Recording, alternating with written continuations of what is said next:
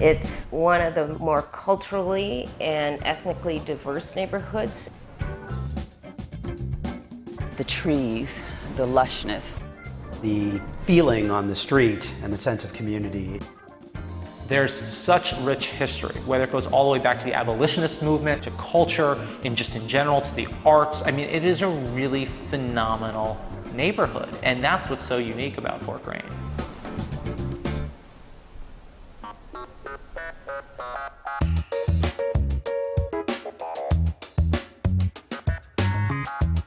Living in Fort Greene is kind of magical. It has some of the most beautiful housing stock. It's one of the older neighborhoods in Brooklyn. You're going to find a lot of brownstones, a lot of short housing. Fort Greene Park is like this little jewel. There's peace, there's quiet. You can go in the house, drop your things, walk your dog. You have the Brooklyn Academy of Music. You have the Museum of Contemporary African Diasporic Arts. You have the Barclay Center, which brings in concerts and sports. These are things that people generally thought would just be a Manhattan luxury. And now they're not just a Brooklyn reality, but they're a Brooklyn reality in Fort Greene.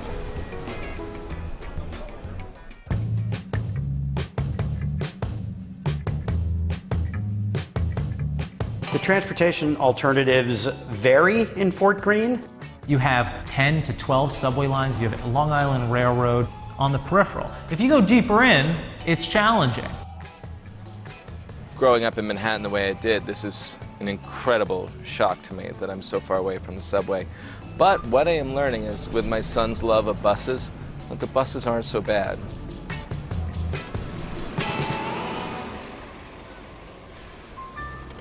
From its earliest developments, Fort Greene had two kinds of community settling. You had elites building elaborate houses south of the park, and you had working class people settling in the northern part of the neighborhood.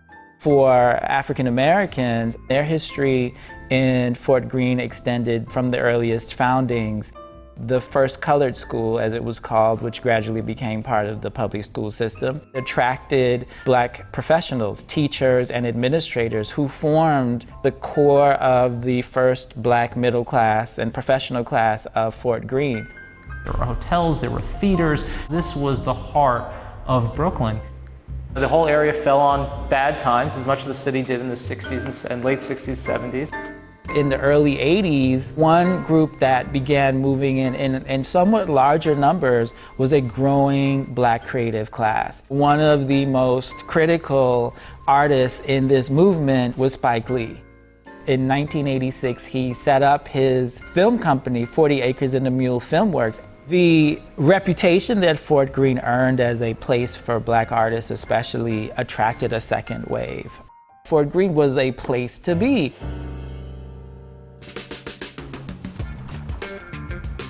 The spectrum of people in Fort Greene runs the gamut. Fort Greene is really a microcosm of the larger city. From a housing standpoint, we have the Fort Greene housing projects, and we have mansions that now can trade for upwards of $8 to $10 million. The real estate market here has become extremely competitive. There's just not enough real estate to go around.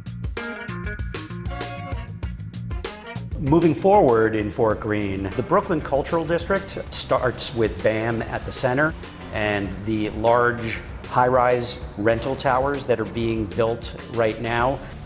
To the south, you have Atlantic Yards. Atlantic Yards is the largest development in all of Brooklyn that over the next 8 years will produce nearly 7,000 units of housing.